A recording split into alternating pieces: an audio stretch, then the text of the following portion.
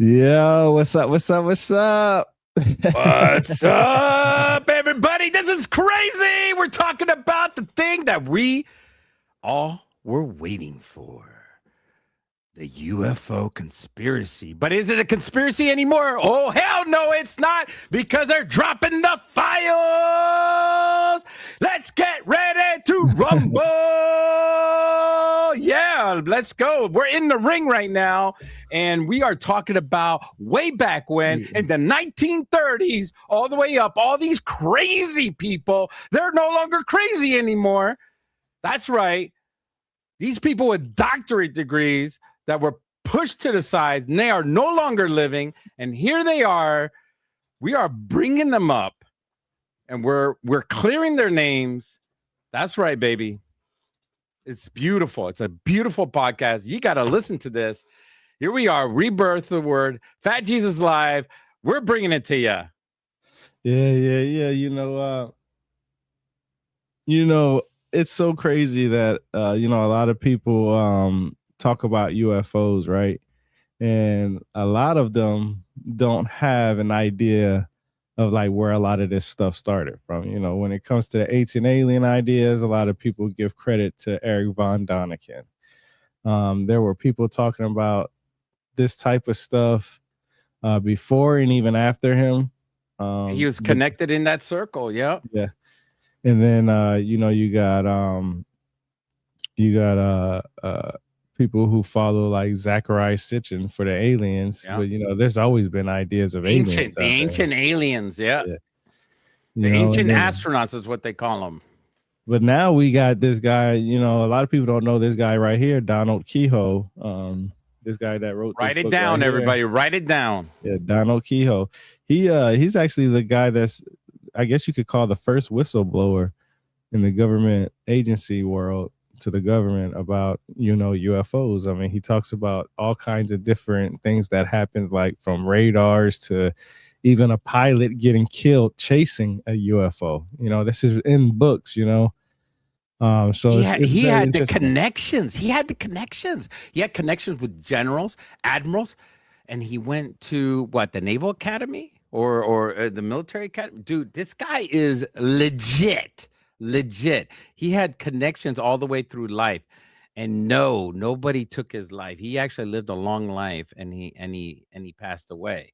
But bro, today is crazy with all these people. We're gonna talk about missing some of the stuff. Yeah, we're gonna talk about. And he's not one stuff. of those people missing, and he legit had like these major connections. So we got to dive deep about this one. Yeah, he I believe in aliens. I believe in extraterrestrials. I mean, just mathematically, they say, that, there's billions of planets and galaxies and so on and so forth, stars and all this other stuff. So obviously there has to be something of intelligent life out there. What they look like, I mean, that's an idea that anybody can present. You know what I mean? That doesn't mean, that's right. the narrative is there.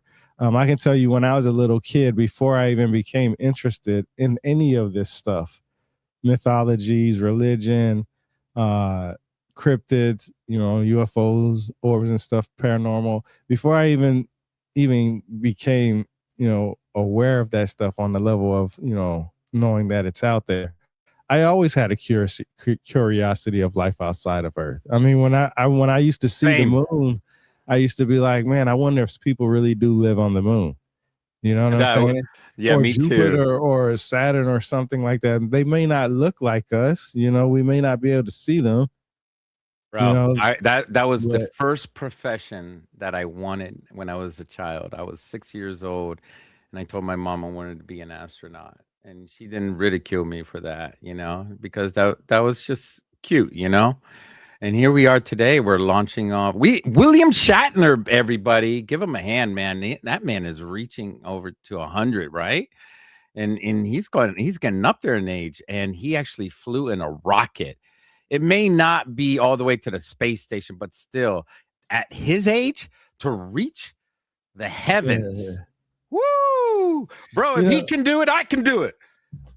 I mean, anybody can do it if they got money. I mean, that's what it takes. But I'm So, just saying health wise, not the money, but health wise. Like if he can physically well, if you, make it up there, but then people are debunker. Here we go with I can't believe people debunk themselves. Like humans against humans is the most frustrating things. People are just like they just go against each other and they say, "Oh, that was fake. Oh, that's a green screen. Oh, this, it's always something." And we don't even ever uphold each other. We don't ever root for each other anymore. We all have this AI thing and we all think everything is fake these days. And I'm more optimistic. I take the high road on everything. Why don't we just take the high road and say that's real? I mean, the guy had amazing moment in history. It changed his whole entire life. And then here we are. I saw a video of a guy over at NASA claiming the Artemis astronauts that they faked the moon landing right in front of their faces. And that's like a spit in the face. That's talking about their character, their degree in the field, being doctorates. I mean, that's disgusting. And one of the astronauts wanted to just knock him in the face. I that's know one I of the would. things that I I don't. would lose it. That's I one would of the things lose that it. I don't understand. Like, you know, one thing that Give I've me learned away. throughout this whole entire journey is that it doesn't matter. You can have two PhDs recipients go to the same school to this take the same class, been Mhm. take the same teacher, same time and whatever. They're still going to have different ideas. They're still going to True. have an argument about whatever is what they think is right and so on and so forth. So when I hear somebody like, for me, for instance, I always make it known that all my knowledge comes from reading books. Like this book here, I read it. So when it comes to talking about aliens and extraterrestrials and the government whistleblowers and all this stuff, I know the guy that started it all, or at least most people give credit to, is Donald Kehoe. He's the one that went around and really boots on ground, what trying to talk to people and trying to get certain documents declassified and stuff like that. So for me personally, I know where I need to go for this. I know the information. Is this Okay. book worth the read? Yes, I definitely Oh do. I yeah. think any UFO fanatic out there, anybody that likes this stuff, should have this should be in your bookcase. I don't care if you like reading books or not. This should definitely be in your bookcase because that's the only way that you'll know fact from fiction, because a lot of people just say what somebody else says. That's why one of the things that I like to do is I like to quote from the books, because I like to quote exactly what that, okay, take it for granted that not be exactly what that person wrote, because an editor might have came and changed it up a little bit like this, but the idea is generally from the author. So I know for a fact that I'm getting it from the horse's mouth. I don't want to go sitting over here listening to Jim in some Twitter space talking about something. Yeah, Donald Kehoe said this, and he said he absolutely believes that this is 100% fact, and there's nothing else like this. And I'm just like, okay, can you show me where he says that in the book? Because I don't think I've read that. Maybe I skipped over that part by accident. I don't know. Mm. And then when they show me, I can be like, okay, now I remember. See, I always say to myself, I like when people point things out to me because I remember better that way. Because you're telling me, you're correcting me. It's because I don't want to say the same stupid stuff that I just said earlier. So I don't want to repeat that again. So that's why it helps me remember better. I don't Yeah, know me why it too. just does. I So like it. Yeah, I have to do the same. That's right. Great minds think alike. Even though we're different, we raised different, but we were raised up properly, though. Some people are not raised up properly. I don't know why. I mean, they treat people differently.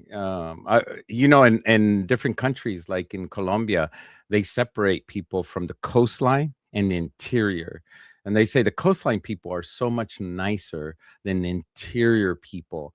And in a way, it is kind of true. And it's what actually pushed me more towards social sciences in the degree field, because I learned so much about people in other countries. My father made sure that I traveled the world, and he took me with him all over the world, me and my mom and everything. We went to Mexico. I climbed the pyramids when the pyramids were climbable, and I went to Peru. I went to all these other places, and it was amazing, as a kid.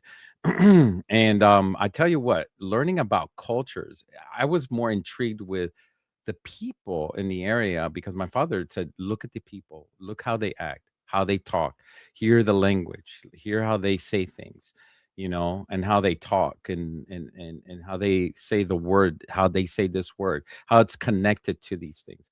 How closely related is it to the Bible and the religious? And that's what helped me to be this person that is unique today. And I love it. And the same thing with Rebirth of the Word. He was raised up, and he's this unique individual that can see things in history in such a unique advantage than other people can see things. It's like seeing a soothsayer, someone that could predict the future from the past. This is awesome. I gotta say, we've talked to a couple of people actually about a lot of different subjects. And one of the things that's so interesting about the subjects that we talked about, from UFOs to mythology and stuff like that, is that there is always some idea of someone being foreign coming to someone else's land. Whether some Yep. people believe it comes from over across the seas. Don't we call that an alien? Yeah, exactly. And that's why, and I'm glad you brought that up, because one of the things that I've learned on this journey is that when you look up the definition or the origins of the word alien, all it really means is something foreign. So it doesn't have to be extraterrestrial. An alien can be right here on planet Earth, never have been outside of Earth's atmosphere at all. Now, extraterrestrial itself means anything outside of Earth's atmosphere. So that's including the sun, the moon, the stars, and everything else. Those are extraterrestrial because it's Aren't we being outside of Earth's extra? And people say you're being extra. Yeah, so Extraterrestrial. that's Outside. yeah. So that's generally the idea that is understood for me for alien extraterrestrial. Now, I could tell you one of the first tabs that I did on here was he says, and this is the author's note too, so this is directly from Donald Kehoe. He says possibilities that the saucers are foreign aircraft have also been considered. So he understands, he's saying right there that it may not be extraterrestrial, but they could be foreign governments like Russian and so on and so forth.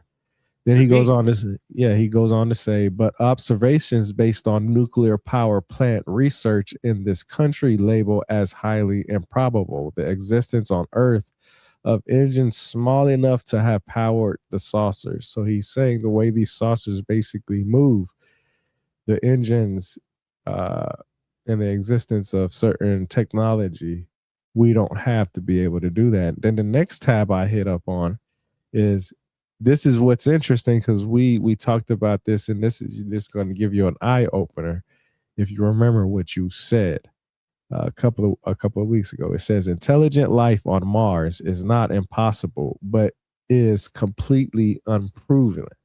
The possibility of intelligent life on the planet Venus is not considered completely unreasonable by astronomers. So planet Venus has a more probability of having life on it than Mars, is basically what I understand. Is that what you understand? Russia sends satellites to Venus. Supposedly I seen the surface of Venus through their pictures too. It's pretty intense. Bring them up if you can. Oh gee whiz! There is you caught me off guard, man. I'm not even prepared for that. No, just look at it while we're talking. So, what I find interesting about Venus is a lot of times, a lot of these pilots who chase these UFOs in their jets and whatever aircraft they're in, usually somebody says that it was Venus. Now, I try to wonder and picture how Venus would be considered a UFO, and I just can't really picture it. But also, I'm not a pilot flying up at night over land. But my thing is, wouldn't you be able to see lights below from anywhere? So just because, our country is not like North Korea, you know what I'm saying? You're going to run into some lights. So depending on how high you are, aren't you going to see these lights? But some people say that, they chase Venus, and that's what makes them go up higher into the sky. which is a very interesting case that I'll be talking about in a second. So let me ask you, what did you research or find out about Donald Keyhole in this book, and what he uh, the cases that he presented in this book? Well, talking about Donald Keyhole, they talk about his hypothesis on flying saucers were interplanetary crafts from an advanced civilization, observing Earth's, noting a dramatic increase in sightings following the first atomic weapon test in 1945. So we're talking about like something so old back in the day. And what he started noticing is that well, in the beginning there wasn't much of a cover up on the subject. It was easily to obtain a UFO, and when the government started seeing that people were able to grab hold of like the crafts, or people were around it more often, they started building a more of like a um, they started to close the area up on the subject. So they handed it over to the U.S. Air Force. So I Keyhole, he graduated from the academy, and he pretty much had a lot of connections with a lot of the people that he was connected with that became generals and admirals. And Tell them which academy it is. well, that itself, because he has a Bachelor of Science in the United States Naval Academy in Annapolis. In 1919, he graduated. Because he had connections, and he kept those connections with all his buddies. They had they continued to deal with UFOs and with the beings that were inside the crafts. So it's like he had his ear to the ground the whole time. In all his books, he had these connections. But people always, they always canceled him out throughout history. Like he was just a sci-fi writer, he was just making stuff up. And I tell you what, man, if there was a psyops, that's the psyops. The psyops isn't that they're fake. The psyops is to make everybody, and to debunk people that actually know the information, and make them look like and ridicule them, and to just say that they're crazy, that they're sci-fi addicts and they just want to write books. But this guy is legit. Like when the disclosure of all these files came out, it matched word for word everything he wrote in his books.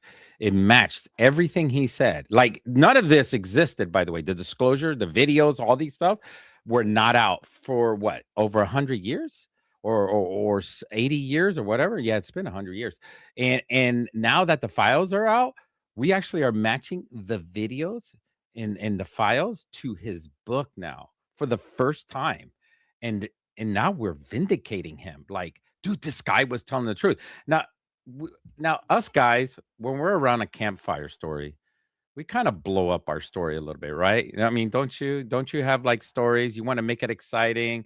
Bigfoot is going to come up, and then you have your Nope, I friend with still a nope, thing. no, I don't do that, and I'm gonna Oh, tell you come why. No, on, no, I'm come telling you, on. you, Well, you it's gotta you gotta be a good storyteller, man. no, You that's gotta not about scare being and a good. scare the kids No, no, around, you no. know? The story is already good enough. You don't have to make it. You don't have to exaggerate it. But I don't know, man. Some I people did want do to. exaggerate though a I little do want bit. to ask you, what date did you say he was his birthday? Because it's not 1919. No, he graduated from 1919. Oh, no, I thought you said his birthday was No, no, 1990. it's a lot earlier than that. Um, what do you have the date when he was born? Huh? I didn't think we were gonna go for that far No, back. that's why I was telling you that. No, you were supposed to do, like, who he was, where he came from, all of the basic stuff. Basically a bio about him. That's yeah. Yeah, he was born in 1897 in Ottomo, Iowa. Yeah.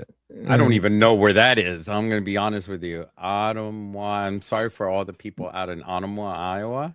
They're probably going to start inviting me to visit. Uh, it is probably a beautiful place.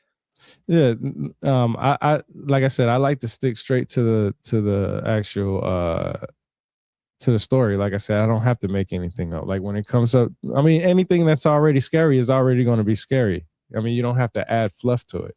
You don't have to add nothing to it. If But there's aliens out, seems like a very serious person that he didn't make up things. He's not a story writer or storyteller. He wanted to tell things exactly how they are. And he stuck with his story throughout all the years. And well, despite he all just the he canceling, did he gathered kept going. information. Yeah, he gathered what he was trying to do was basically just tell the public, hey, this is these things that people are talking about. They're real because a lot of people were, uh, their minds weren't all the way there. They were losing their minds, and it made some people second guess about who they were and stuff like that. It was a very serious subject for a lot of people. And a lot of, and the thing is, it wasn't just coming from some backwoods person, or somebody in the desert, or something like that, where it's much darker and there's less light pollution, and when they see something out there that's not supposed to be out there, they think immediately something scary.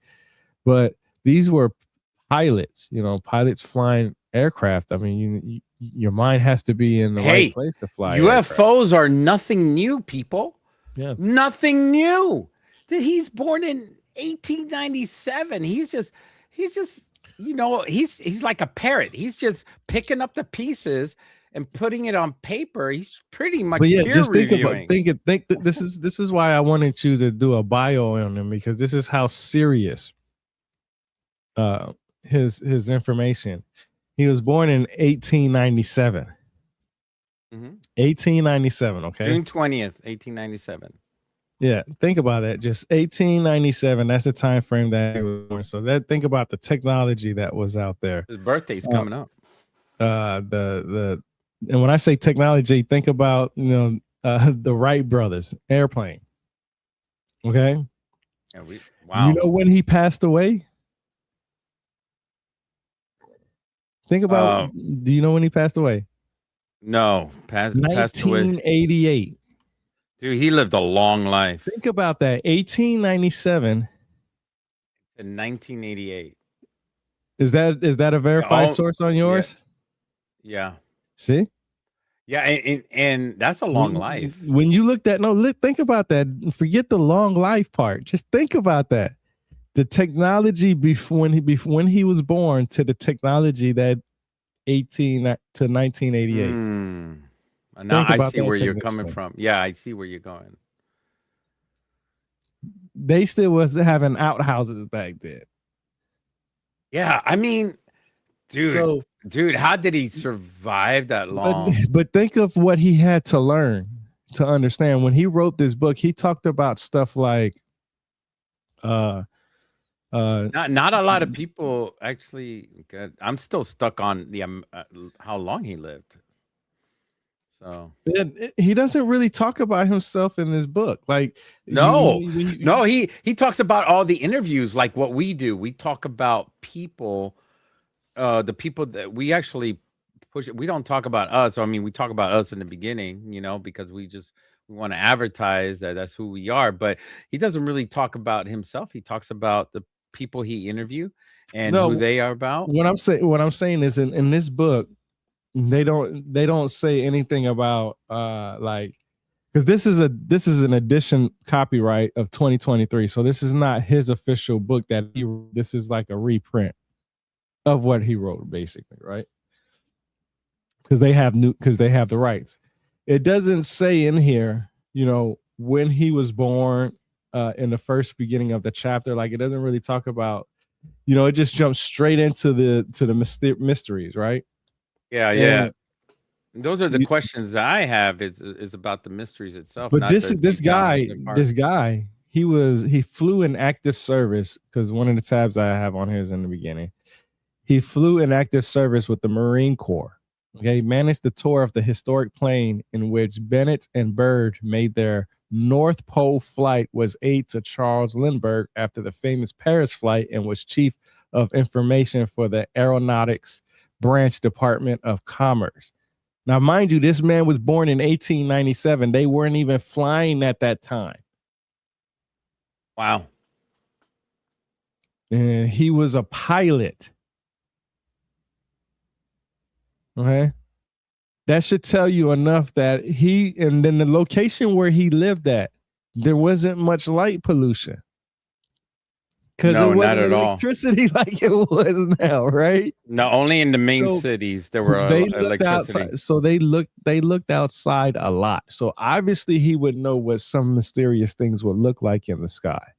He would be able to point out, okay, mining, logging, coal mining. Yeah, that was one of the major things, and especially when they were setting up for World War I and World War II, is one of the major things they were mining and doing all that stuff around across the United States.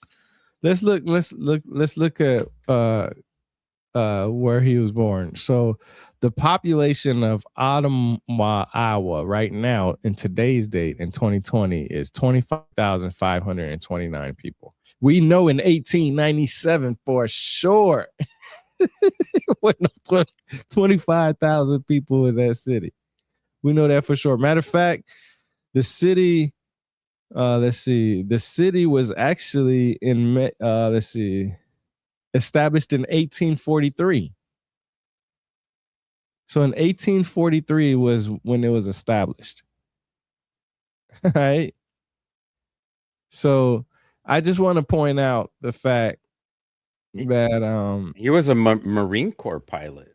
Yeah, that's what I said, right? Yeah, service with the Marine Corps, managed the tour of that's what I said. So he moved around a lot.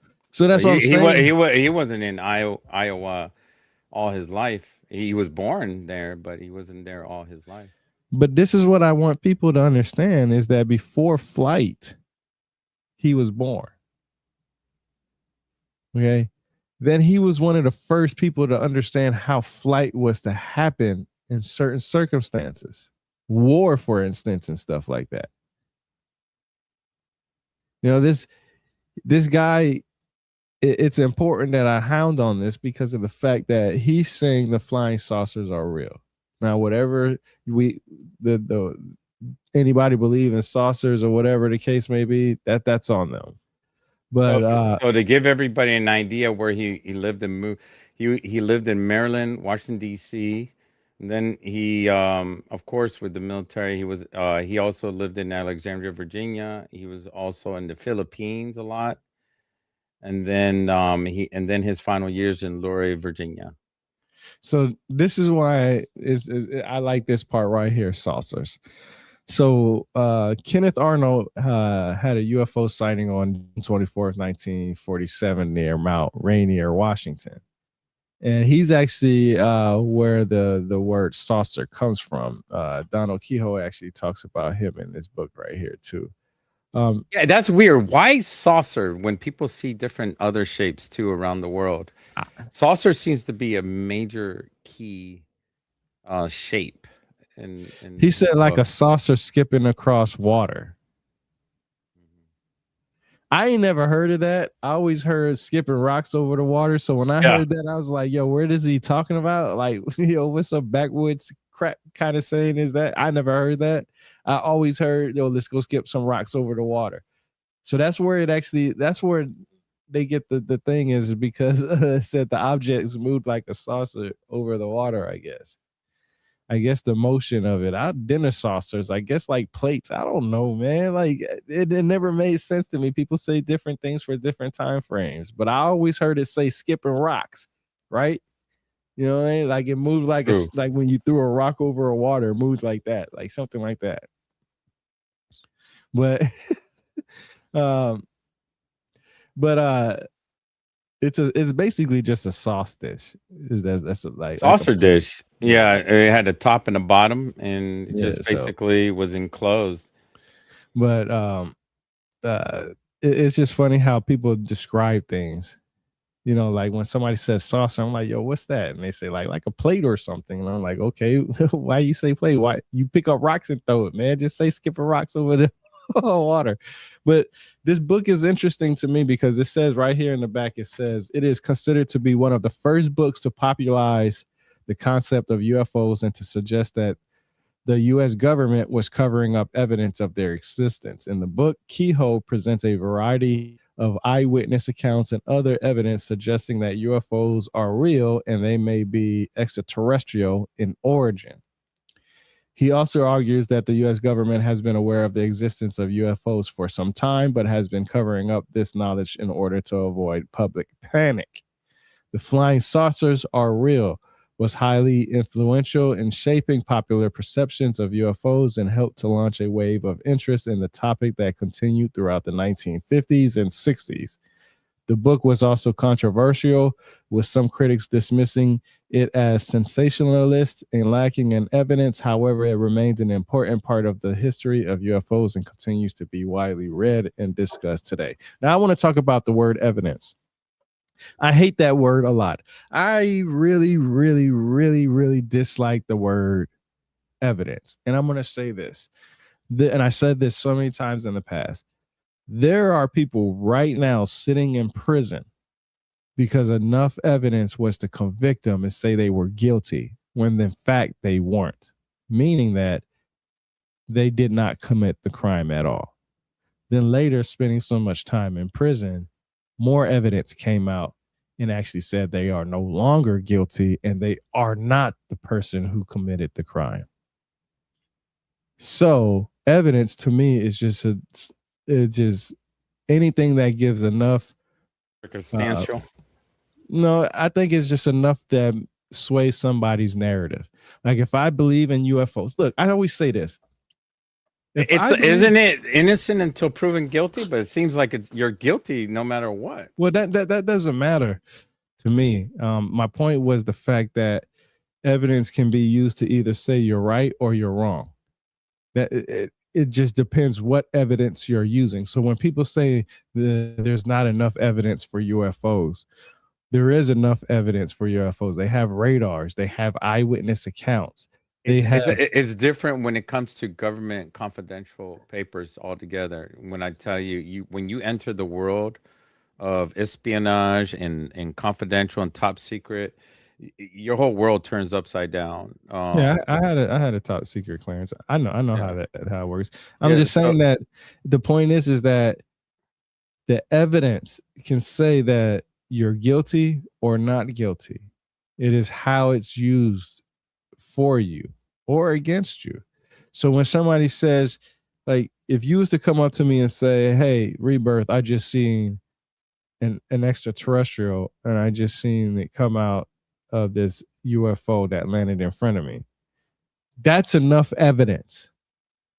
Now, whether it's true or not, that's a whole nother story. You know what I mean? Because an eyewitness account for something is usually, in most cases, something that is used to say something happened.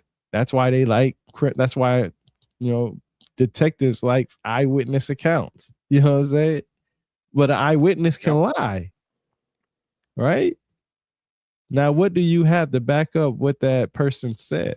Now, if you said, "Hey, look, it landed over here," and I go over there with some kind of device and I find out there's more radioactivity here that shouldn't be here, then when it has some kind of, imprints on the ground, then I'm like, okay, that's more evidence. Could you have done that?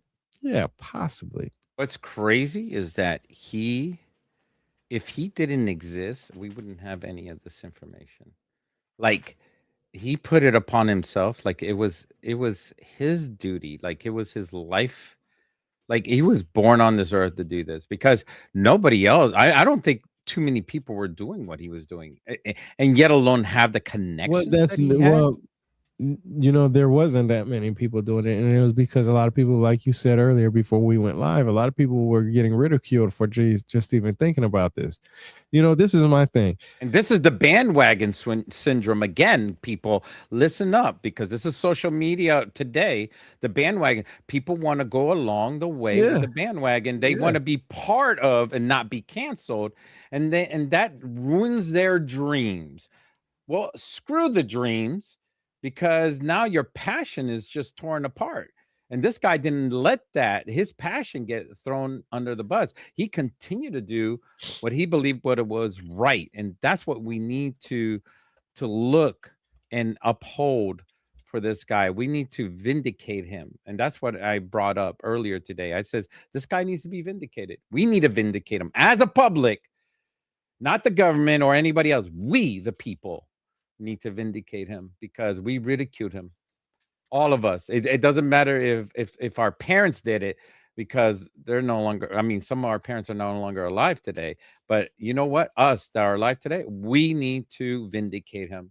Don't say it's not our responsibility. Yeah, it is our responsibility because we're alive today, and we should vindicate this guy because he's amazing, dude. I can't believe it, and it touches my heart because I was a soldier too, and I see another soldier that put he just didn't care, man. I mean, he just put his life on the line in his career just so because he believed in it and he took it very serious. A lot of people, Respect. a lot of people don't like to talk about UFOs. I've read the Bible so many different times, and one thing that I've learned is I got to learn how to separate my emotions from the words. I know a lot of times a lot of people don't. Not too many people like to talk about the Bible either. In church, Yeah. they even talk about that. The pastor says, "You don't like to go around saving people." Yeah, it's a very it's the other touchy, way around too. it's a touchy subject. But Yeah. one thing that I learned on my thing is that I learned, okay, so when it comes to UFOs, I've read so many books from Dolores Cannon, from Edgar Casey. I visited his grave just about a week ago in Kentucky when I was doing one of my boots and ground videos. I've read so many different things and seen so many things. When it comes to aliens, there even Theouba Prophecy by Michel D. Marquet, a guy who got abducted and wrote a book about it. I got another guy that me and you are going to be talking about. He has an abduction case that happened to him, so we're going to be. I'm setting that up. I actually got his book. I'm going to read his book first, and then We missed our chance to show that picture of Venus, didn't we? no, and then hold on, and then so there's a lot of different ideas of you know these UFOs and extraterrestrials. But what I've learned is that God is not from planet Earth. I know for a fact he's not from planet Earth. That's what everybody's told me. So I said, where is he from? And every adult when I was a kid said that he's from somewhere other than Earth, basically outside of Earth's atmosphere. So when I learned that extraterrestrial means anything outside of Earth's atmosphere, by definition, that's what God would be. He's an extraterrestrial. But even all the books that I've read about extraterrestrials and aliens, they believe in one God. It's very when I do my books on Dolores Cannon, I can't tell you how many times I've read that these aliens that Dolores Cannon were talking to when she was hypnotizing people for past life regressions about how they were aliens. So I mean, what you think about that, bro? About the whole idea of people being able to have past life regressions? I tell you what, someone that deals with in social sciences, I have a lot of respect for religion and beliefs, and people need beliefs so that they can move forward in life. And when it comes to death, this belief of reincarnation has been around way longer than what I believe in. I mean, we're talking about thousands of years of the belief in reincarnation. So, who am I to say that it's real or not real? I mean, people come up with these discussions, say, well, I don't believe. I mean, it doesn't matter if you believe it or not. There are thousands, millions, billions of people throughout all of history that believe in it. So you're going to be telling me that all these people that are no longer on earth that you're just going to cancel them out and their beliefs? I don't do that, and people are truly involved with past regression, and There are medicine men around the world, and there's got to be something about it. I don't think it's about control, although there's some people that might use it to control the masses, not a large mass, maybe a few 25 people or 30 people. That could be a mass. But I'll tell you what, man, it's not really about money. It's about, just controlling the information, because some Bullshit. people It want to is cancel about other money. What people. you mean? It is all about money. Look at all these No, people, bro. You know no, how no. much money is into this Money stuff? doesn't make the world go round. It's temporary. It's about Yeah. controlling Okay. information and how people react to things. Because what happens is people take the information and then they twist it. And then there is somebody that wants to make money. That's the other thing. People want to make money off of that. And then that person on your next door neighbor, they want to make money off of what you're doing. They see that you're gathering up a lot of people, and then they go, oh, and they're not religious like you. And they're like, oh man, if I could gather up a bunch of people and make them believe, then I can make money off of it. And it's not all about that, because you have a belief that is strong, and it's not about what they're thinking about. It's about something deeper. Like what we do on this podcast, we're not here to make a belief that we're going to make billions of dollars on it. We have a different belief in this system. We believe that we need to impart knowledge to people more so than anything else. That's our belief. But there's other people out there. It's like, oh, I'm going to become a billionaire doing this, and that's not our train of thought. People have different ways of thinking, and it's the control of information that is the most important thing. Don't let money control you. That's pretty much what I got to impart with people when it comes to social sciences. No, I just I think it does have a lot to do with money, because a lot of people are greedy, and it takes money to be able to control I have people. to agree with you with that. So money is definitely the big culprit in this idea. But so let's see, the next tab that I found on here that I read. But did it govern our author?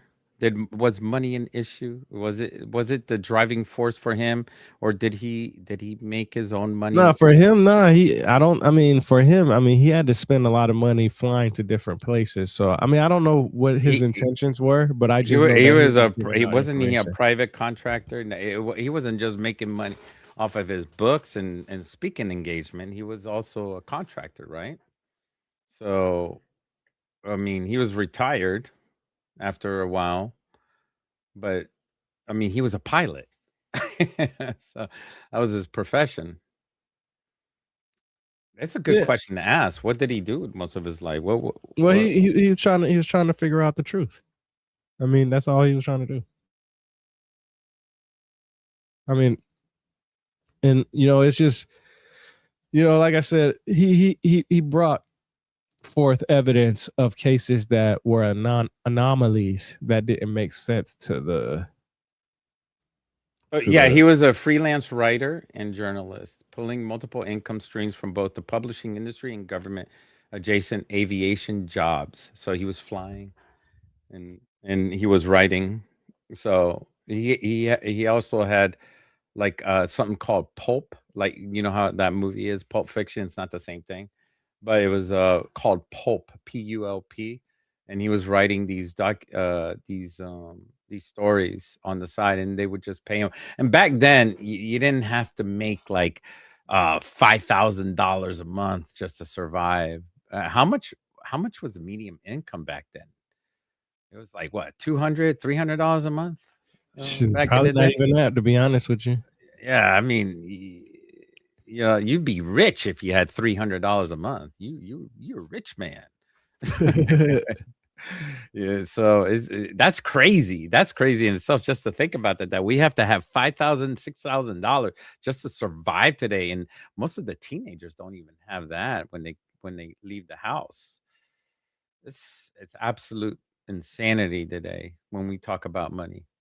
So when you Yeah. say people are greedy, there's a reason why people are greedy. They have to survive in this economy.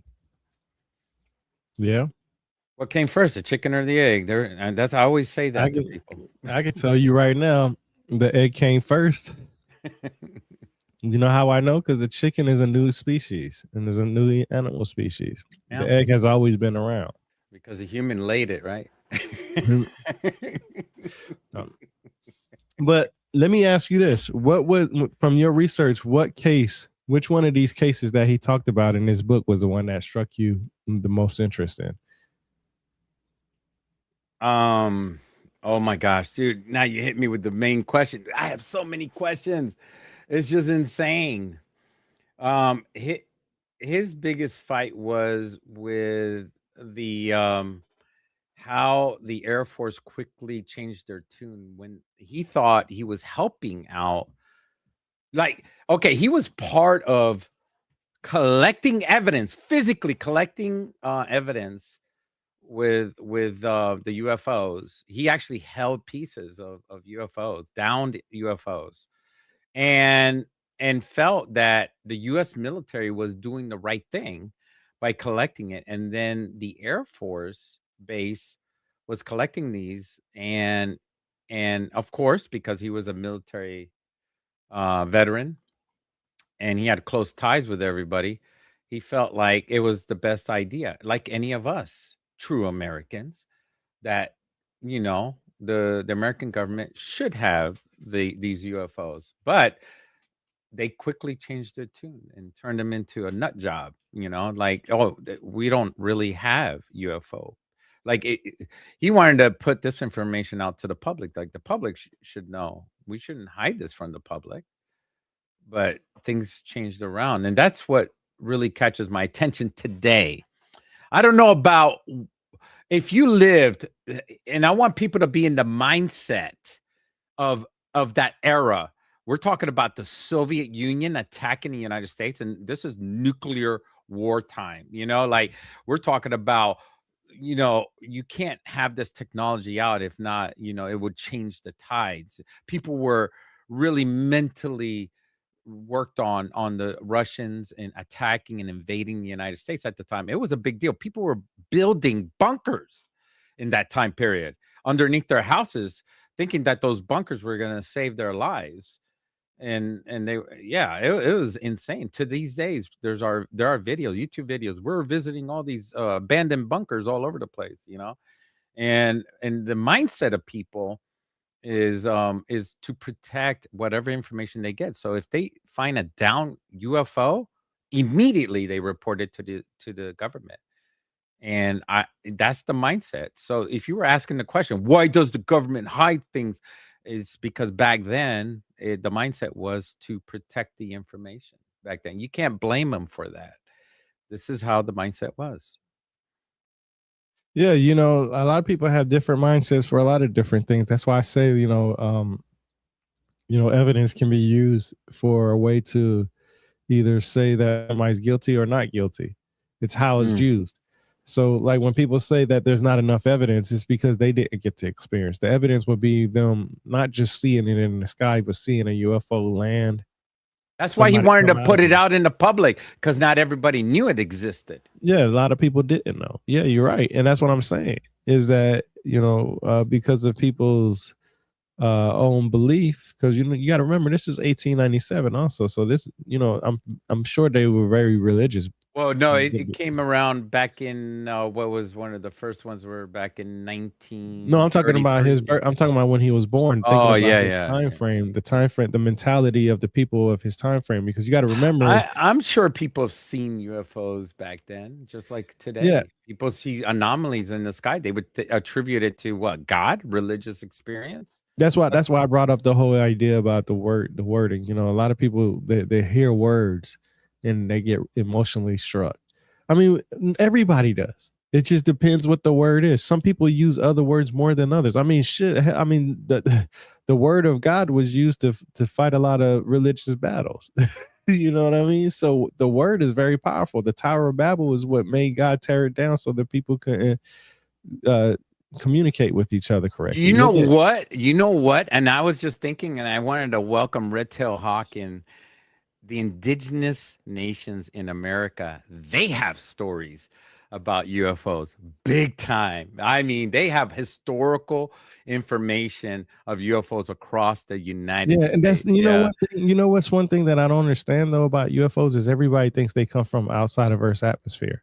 I don't think so. I don't think they all are. I mean, maybe a small percentage of them are, but I'm telling you, when you think about USOs, the aircraft that comes from the waters, uh, and then reading about how the Anunnaki literally came from the depths of the seas rather than from a planet called Nibiru, it all starts to make me really wonder: are these is people too busy looking outside rather than looking inside? It's a Maybe this psyops. It's a psyops. I mean, it's, it could it's be to ridicule and to cancel every person that has dealt with a UFO. But see, this is the thing. It's the psyops are not for us. I don't think the it's a psyops is for though. the people that have seen it for real, dealt with it. The scientists and the people. I'm telling you that I don't think it's a psyops. The reality. What does psyops mean to you? To me, it is to control the mentality of the masses of people to believe in something. That's all it is. What psyops is to, okay, they get it on a big table, they sit down, they make a decision, and says, this guy, he used to work for us and he has all this information, he wants to make it public. Should we let him make it public? Should we not make it public? And we need to do this. They actually talk about it. You don't think that they don't talk about it. They don't just sit back and go, "Oh, whatever happens, happens."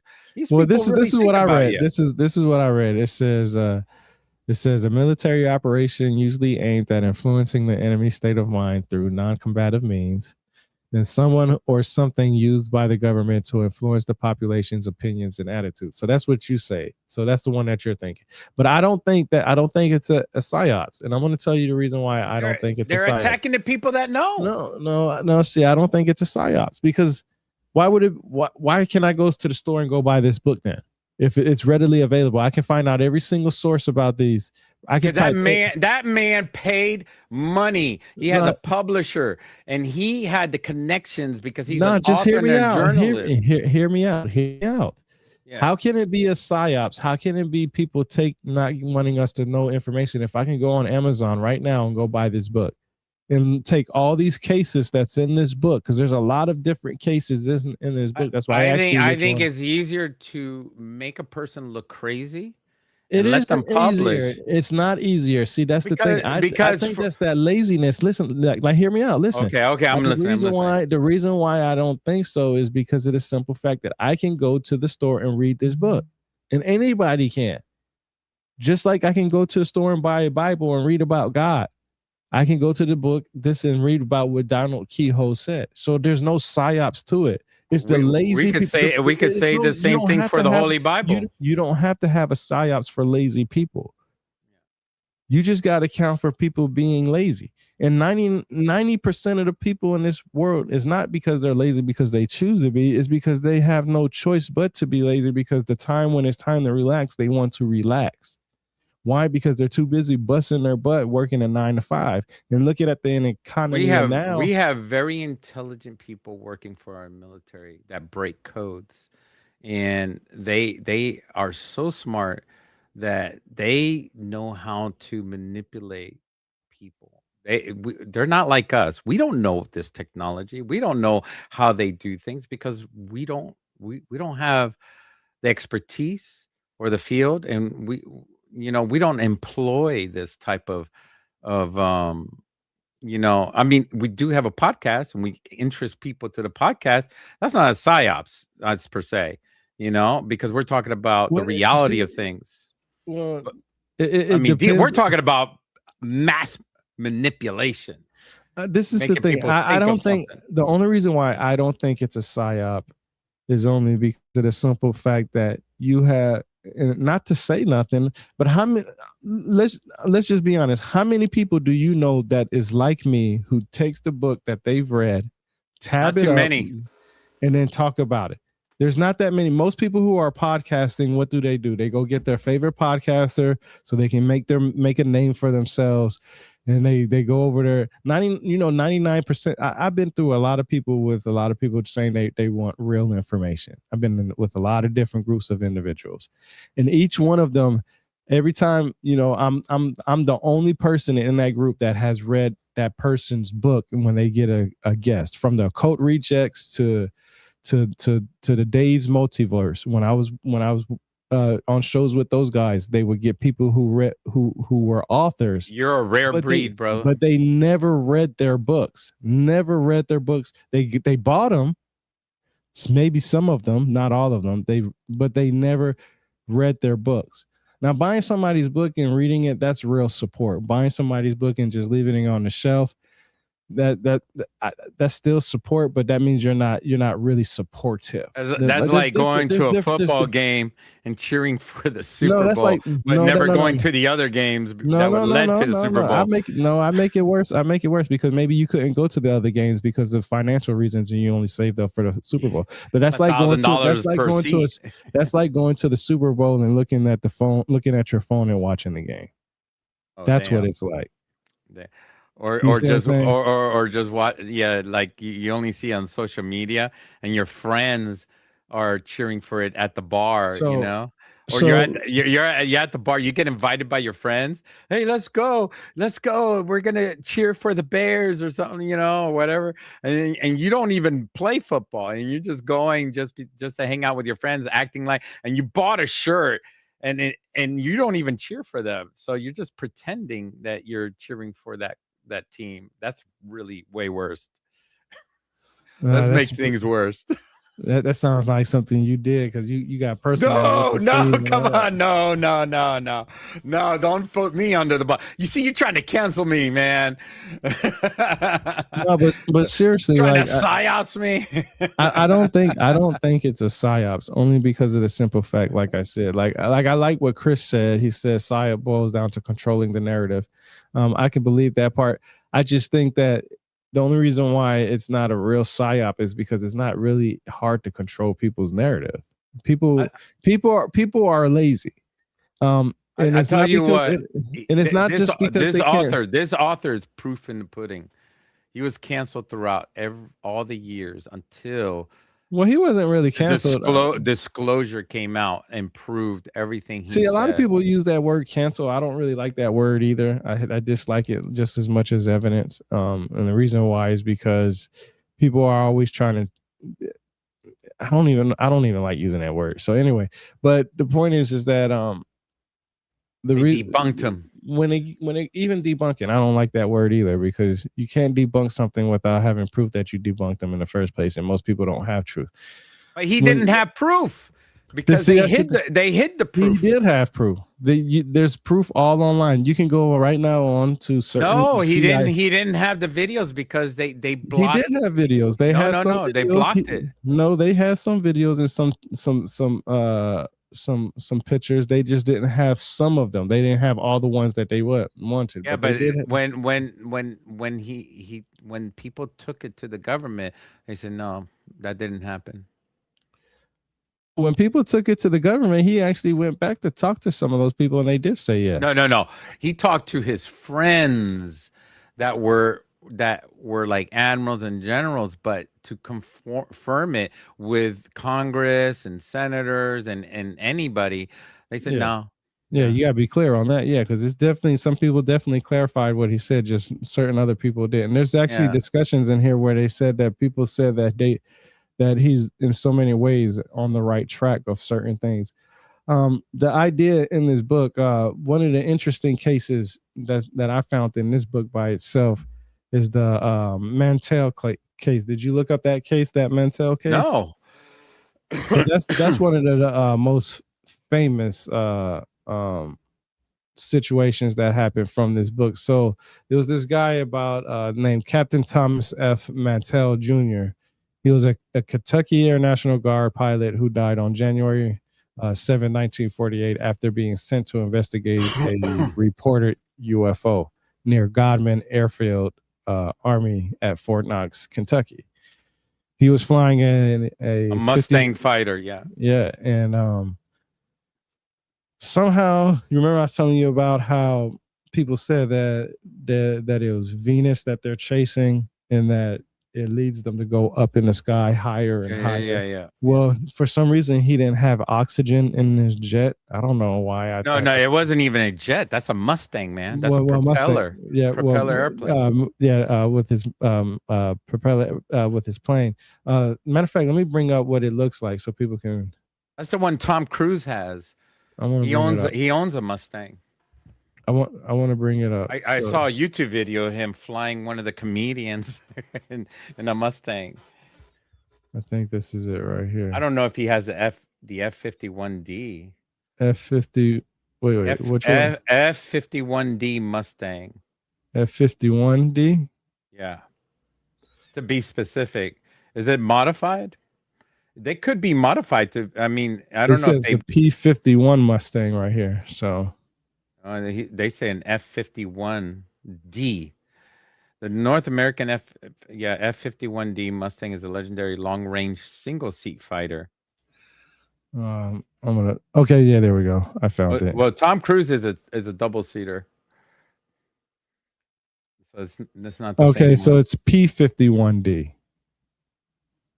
P-51D. Oh, I guess. So this is it right here. I'm about to bring it up. All right, bring it up. Let's see. So this is what he was flying right here. Oh, I wonder. He had 2 tanks on there. That's a long range fighter. Yeah, that's a long range right there. That's the 2 tanks on there. Well, I don't know if this is the exact one, but it is. It says P-51D. They don't change much, brother. But they don't. They pretty much they always look the same. With his with him trying to fly and capture this UFO, he was climbing up to an altitude that was so high. I think it's like 25,000 feet. Let me see. I put it down somewhere. 30,000 feet he flew. Yeah. So to the thin air, he suffered from severe hypoxia. Yeah, oxygen starvation. That's what they say. Yep. They said that he blacked out from lack of oxygen and that he crashed. Now, this is what is interesting in this book. He actually talks about how the reports that come from it. Now, the other planes aborted at 22,000 feet, so he wasn't by himself. I want to see if it actually says. He kept going. Bro, he was the OG. Okay, yeah, see right here, it only says P-50. It says only right here, high above the field, 351, P-51 fighters climb with swift urgency. So yeah, it was it just says P-51 in the book. But so what's interesting is that some people say, and I want to see if it's in here, that the sources or evidence that they have actually says that it looked like somebody shot that plane down.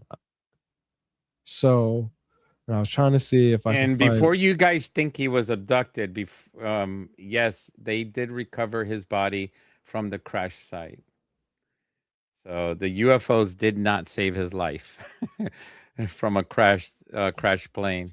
It would have been nice. It would have been a nice story that the aliens would have, pulled him out, beamed him out before he crashed the plane, saying, "I'm sorry, you shouldn't go that high," but they didn't interfere. But see, this is the thing. At one time, the Air Force the reason why he was chasing it was because at one time the Air Force used to have orders to chase them. In our last podcast, we were talking about what? The Watchers. And what did the Watchers do? They watch, right? I was telling you, man, they don't interfere with human beings. They watch. I'm trying to find out. Yeah, it's probably later in the book. But I wanted to see where it exactly said like it looked like somebody shot the aircraft down. So anyway, it just seems like somebody shot the aircraft down.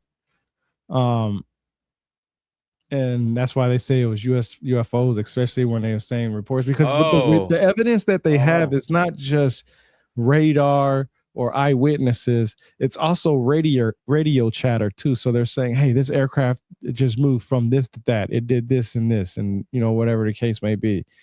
And it really does, in some ways, really gives an idea that is technology beyond our understanding. Now, this is Yeah, one thing that I I've mean, learned about he UFO. wasn't shot down. It says he just crashed because of hypoxia. He was knocked out the whole time.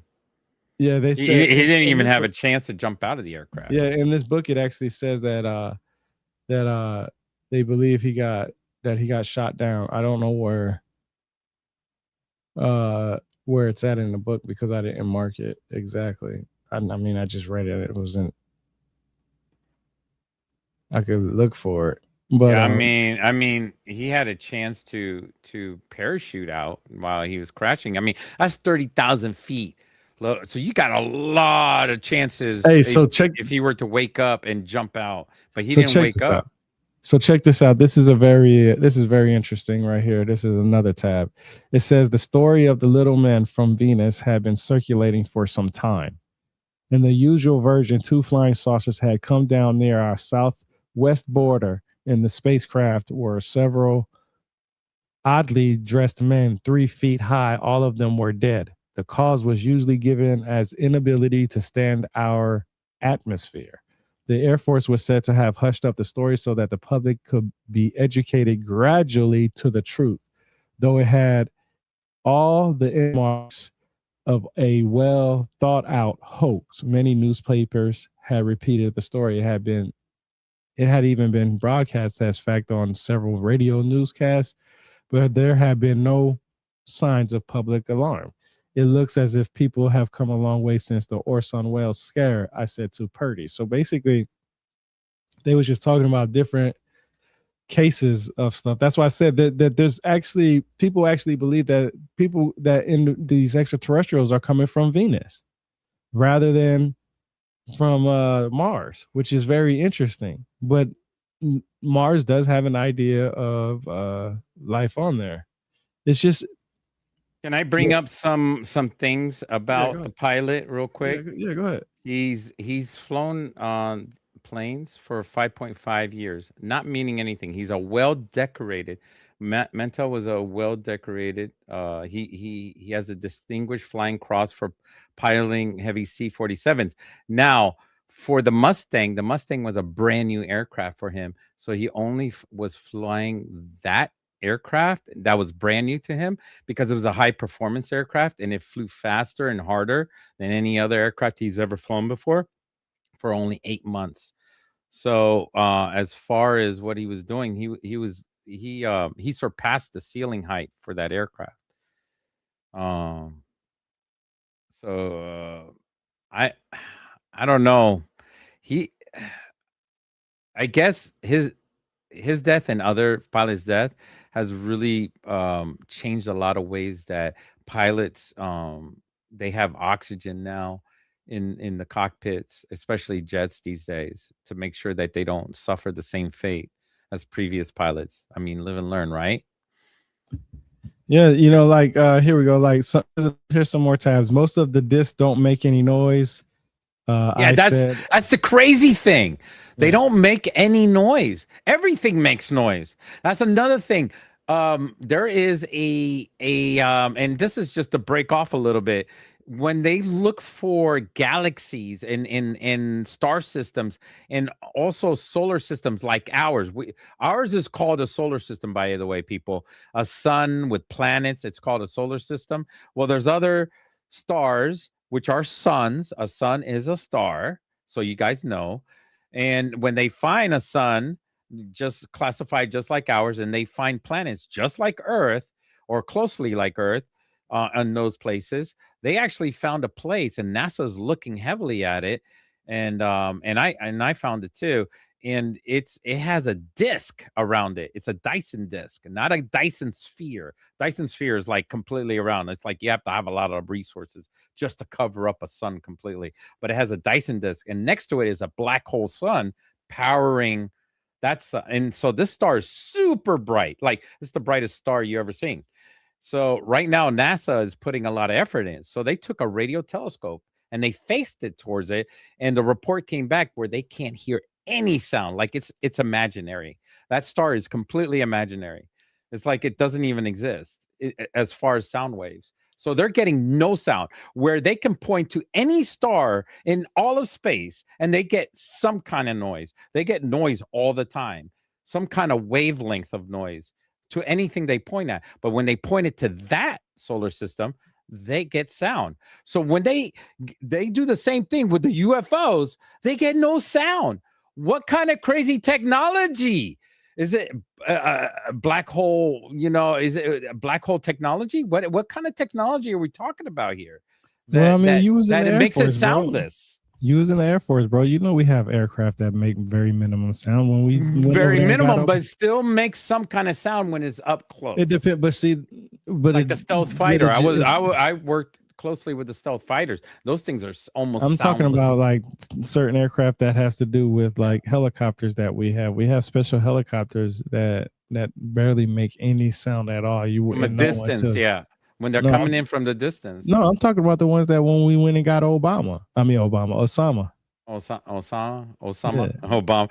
Why you trying to make that man look bad, dude? Nah, you saying that was just a mistake. But the next tab that I wanted to advertise talk about was he talks about actually, and this is what he says. He says actually astronomers are largely in agreement that only one member of the solar system beside Earth is capable of supporting life, and that is Mars.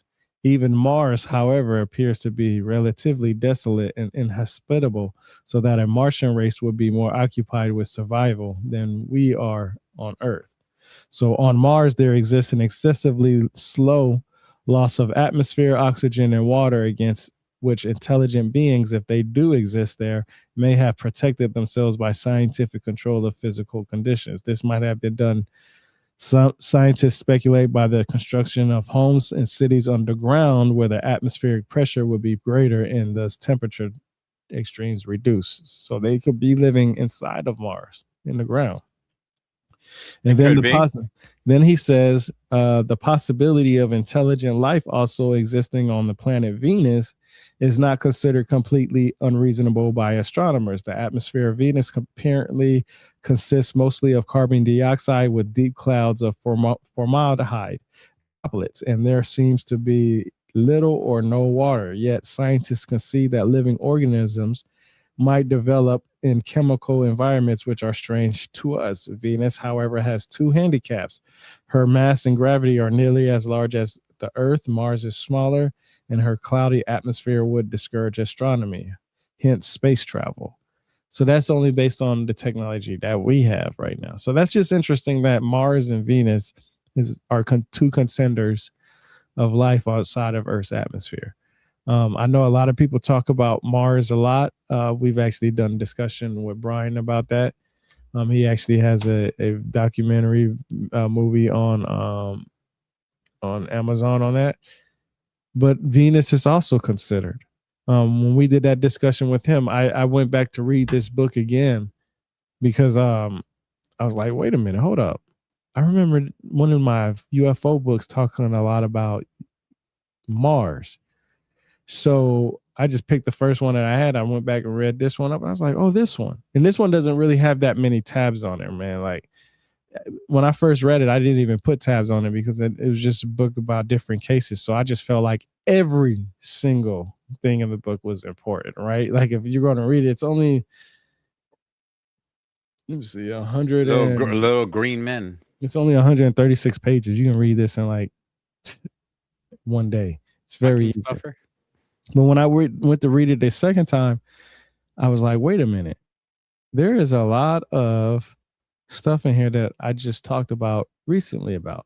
So the idea of UFOs. On one of our other podcasts, if you guys want to check it out, it's our Mars podcast. You guys we're gonna have I him haven't come even back, published right? it. I didn't even publish it You yet. haven't published that, man. It's a banger, baby. You Yeah, I gotta haven't see that when he Well, publishes it. I'm not. I'm not. It I'm is not the like most. bomb. I'm not like most podcasters. That's why I say, Hell for yeah, me, you need to bring that up. I go back and watch the videos and I write down what they talked about and I go back and do my research. I'm telling you, I don't do like most people do, bro. I really do my research in this. Like, I don't just have a podcast discussion with somebody and that's the end of it. I don't want to do this for real. I've been doing this. We need to get him back on here. I've been doing this for 6 or 7 years now.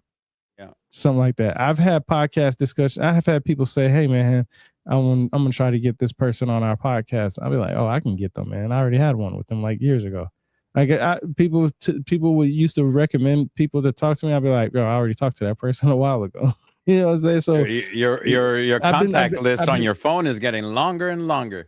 No, I just reach out to people asking them because I tell them that I've actually read the material. Like I said, I actually read people's material and I actually do my due diligence on their stuff. I don't do this as some business. That's what a lot of people take this as. They take this as a business, so they have to present themselves a certain way. They have to do things a certain way, and if not, then it falls apart. Actually, I know a guy, I'm not going to say his name, which is pretty jacked up. This dude brought in many followers, had a lot of followers, a lot of people going on him. He didn't even say anything wrong on X at all because he copy and pasted everything that he said and he didn't do anything wrong. Somebody complained that was high up, I guess, that has some kind of power, went to complain to his distributor of his podcast show, and they canceled his contract. So he has to rebuild all his stuff over again. So weird. He brought all those people to that distributor or that group. So, and that's why I like doing things the way I like to do it. I don't have to please anybody. I don't have to, a lot of people consider each other friends on an aspect of, on a level as I know this person. I think friends is more deeper than that. I think you should know about their family. You should know about their some of their secrets. You should know a lot more than just saying, "Oh, I met this person online and we're friends." I've seen so many people just in this community alone, just in the UFO community. Like I said, I've been to Cosmic Summit and different conventions. People talk about each other's back so much. The crazy thing is if I was to tell everybody that I was talking back behind other people's back, they won't believe me because they think I got something against that person. But for some odd reason, I don't know why, but people talk about other people and have no shame in it. I've literally had that happen. So that's why I say in this community alone, knowing how Donald Kehoe was trying to bring out information and tell people about UFOs and extraterrestrials and stuff like that, I could see how two people turned against him. Because people turn against people all the time. Like I've seen it so many times, man. Like the way they do jealousy. Is that what it is? I don't know. Hell no. It's not jealousy. I don't think it has nothing to do with jealousy. I think it mostly just some people just have fun doing it. I don't think it has to do with any. Some of the cases may have to do with jealousy. But I think a lot of people have fun. Some people are very serious about passing information. Like me, I'm very serious. If you're telling me that there's a planet Nibiru out there that orbits our sun every 3,600 years, you're going to have to give me something more than the cylinder seal VA243 that one person says that is Sumerian, that I know it's not Sumerian, that is actually Akkadian. And now that I know about the Ubadians and I've been doing a lot of research, like, look, I got this book right here that I'm doing a lot of deep dives on right now because I always talk about the Sumerians. I always say Sumerians this, Sumerians that, blah, blah, blah. And it's the only reason why I always talk about the Sumerians is because that's what modern academia always talks about. Modern academia always talks about the Sumerians being the first civilization because of their writing system and all this other stuff. So I got this book right here that I'm doing a deep dive on, right? And it's about the Ubadians, and it's actually about the people that inhabited the land of Sumer before the Sumerians did. So they are actually what you would consider the first civilization, but they're the only reason why they're called the Ubadians is not because of a certain reason like writing system or anything like that, or math or anything like that. It has to do with their pottery. is because of the type of pottery that they had, black bluff type pottery.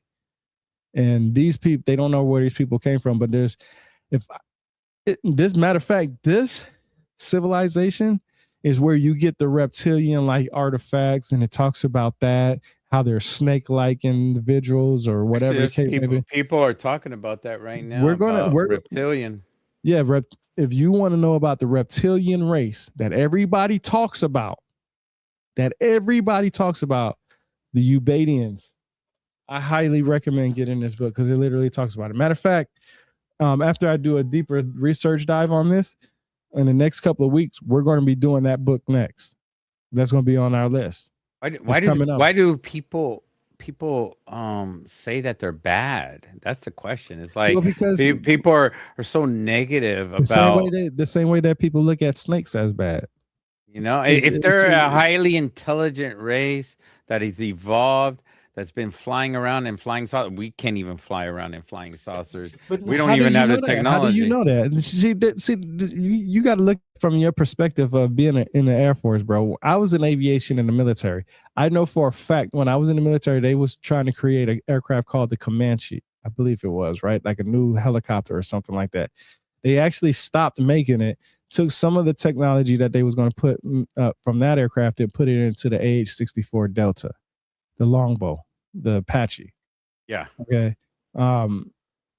So that's the one they have in the Army. One thing that I was told when I was in school, one of my teachers told me that our government is at least 50 to 100 years in advanced technology than we are. 50 to at least 100. When I joined the military, I learned about the technology that we had before the general public. I give you a great example. When I was doing convoy missions and TCPs, traffic control points in Iraq, driving from, all over Iraq, everywhere that you can possibly think of in Iraq, we used what was called a Blue Force tracker, meaning it was basically the same thing as Google Drive or Apple Drive or Google Maps or any of that right now. You remember there was back in the day when you wanted to go, I think it was 250 radius outside of your post. I don't know how it was for you guys in the Air Force, but in the Army, if you went out 250 miles past your radius of post, you would have to put in like a risk assessment and stuff like that, and make sure that the chain of command knows where you're going to be at. And part of it was bringing a map of where you was going to go. Back then, we used what was called MapQuest. Right? You type in the directions and they'll tell you where to go. And it's just an easy, simple directions. Before that, it was using maps. You know what I'm saying? People would be driving with travel maps from their states or different states that they were going to. Today, you can go on there, type in your address and Google Maps or whatever, Apple Maps would take you wherever you want to go. When we was in the military, we used the Blue Force tracker. When I was using that in Iraq, we didn't have Google Maps like that in that at that time frame. Oh. So that technology was fast. I mean, there was times when our aircraft, you could and tell where Google Maps came from. It came from Germany. The Blue Force tracker wasn't just for vehicles; it was for aircraft too. So you could see where aircraft were flying at. So you could see what aircraft was in the vicinity. If you needed a medevac, or if you needed overlook, or somebody, if you hit an IED and you was getting attacked, you could the Blue Force tracker would show where you was at. So the aircraft could come there and fly there and help provide support. So we had this technology. Another thing is that, remember a couple of years ago, a lot of people were talking about the drones over New Jersey and on the East Coast of the states, right?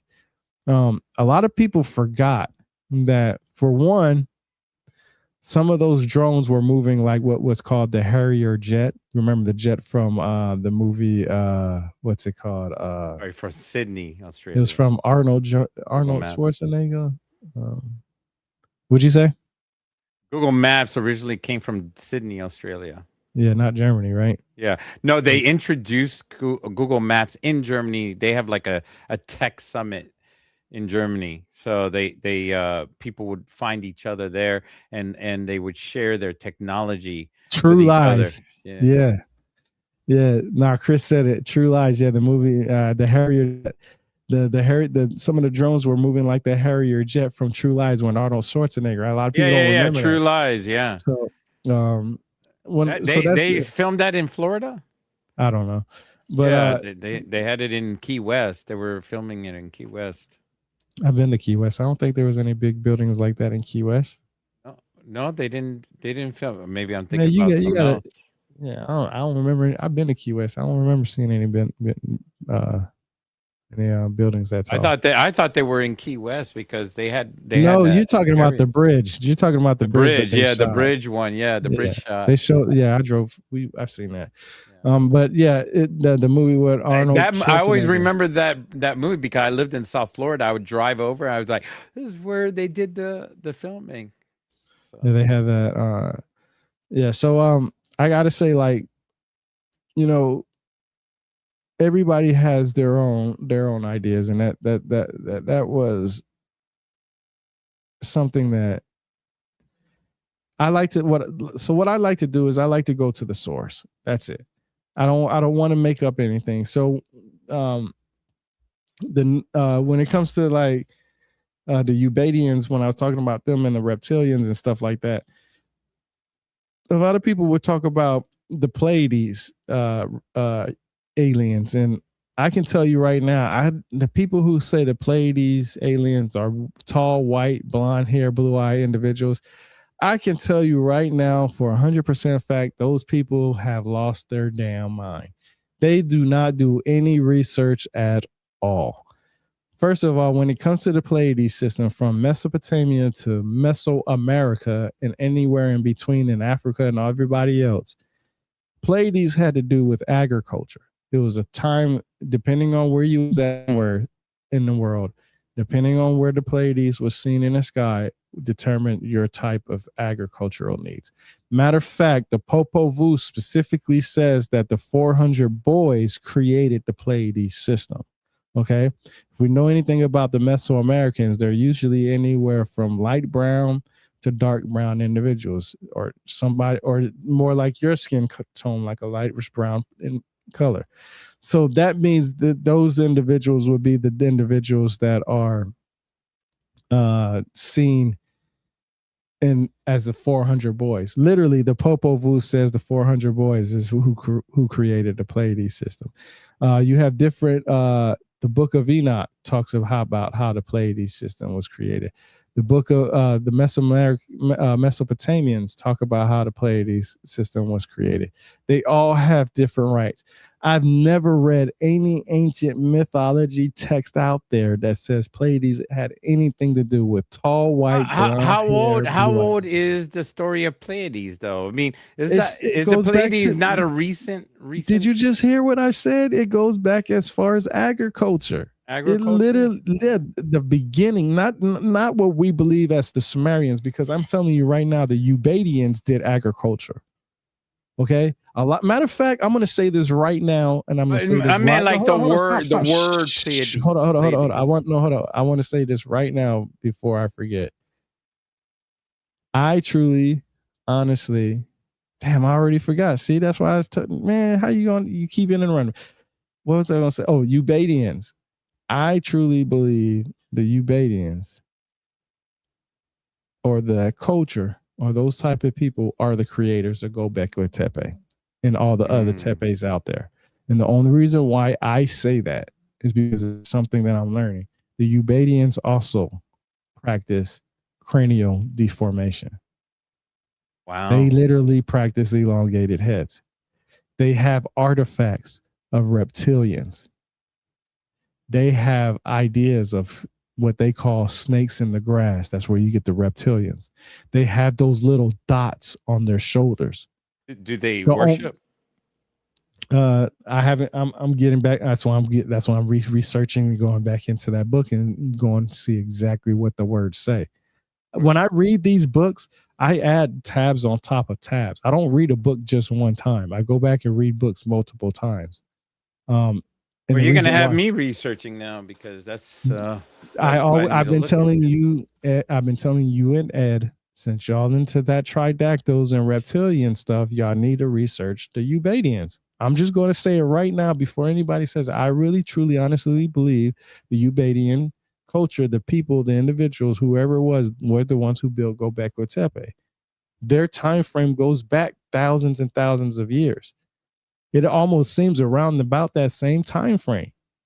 I'm telling you, when we're going over this book next. So I'm about to provide the evidence for that. Me and you are going over that. Like, it has pictures of the man. I'm telling you, look, I'm not, bro, this is not like, it's so crazy. Hold on. Let me see if I can find it. Look, here we go. Hold on. I'm telling you, this is why I tell people I like to stick. Yeah, it says around 5,500 to 4,000 it goes BC. further back than that. But look, snake in the grass. Then it talks about, you see how that has the. Oh yeah, I recognize the artifacts. Yeah, so hold up. That's not even it. Yo, that's not even. And Ed has posted those artifacts. No, hold up, man. I'm trying to tell y'all.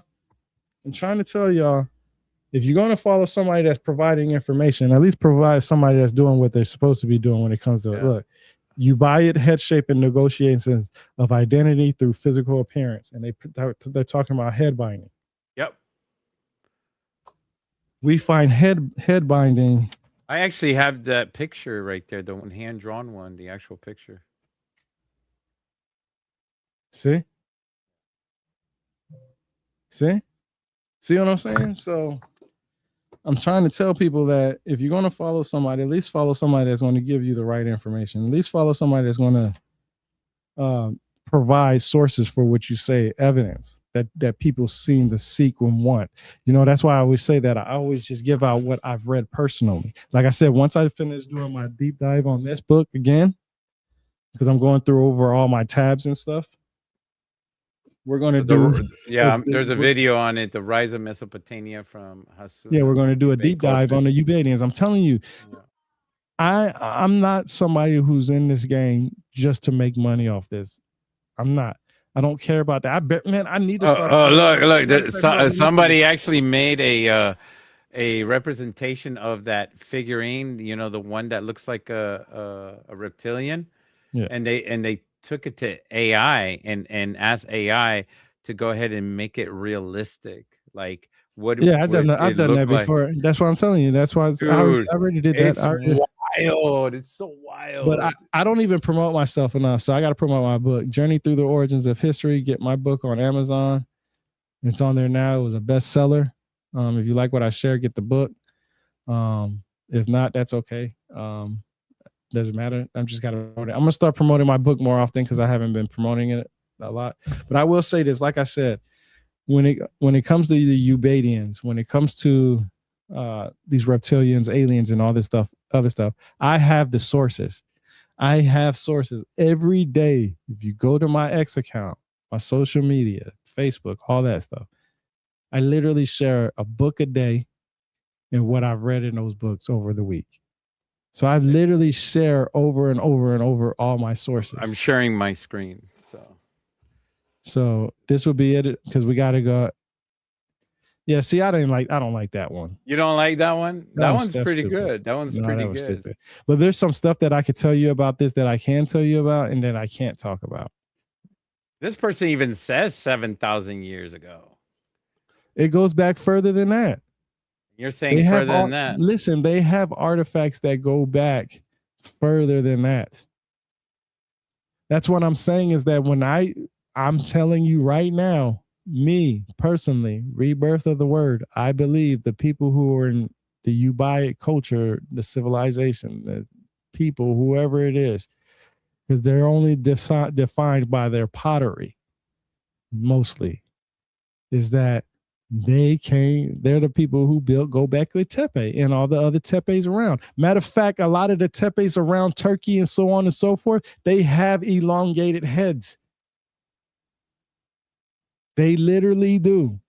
I'm going over I will be going over this book soon. If somebody wants to Yeah. beat me to the punch, go ahead and go buy the book. No, Read the no, book. I'm sure But people would. Already. I'm just saying, no, So, I'm just saying right now, but as record's sake, that I know what I say about the Sumerians. I know that I say that the Sumerians are the first civilization because of their writing system. That's because academia says that, Oxford University says that, the cuneiform, the advanced writing system, blah, blah, blah. Yes, I understand that. But also, I always ask everybody, what is their definition of a civilization?